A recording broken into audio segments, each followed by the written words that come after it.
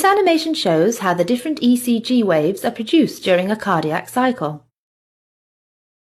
The P wave is produced as the electrical impulse travels through the atria, causing them to contract. The P wave corresponds to atrial depolarization.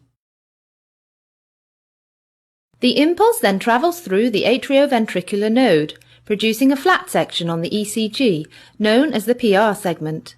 The PR segment is flat because no current is flowing through the cardiac muscle cells. As the impulse travels from the AV node to the bundle of His and along the upper part of the septum, the Q wave is produced.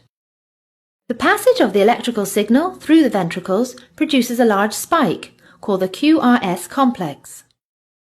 The QRS complex is much larger than the P wave because the ventricles are much larger than the atria and so produce more electrical activity.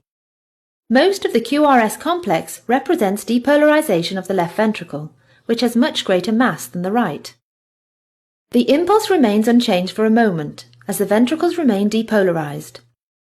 This gives rise to another flat section, called the ST segment. As the impulse fades away and the ventricles repolarize, the T wave is formed.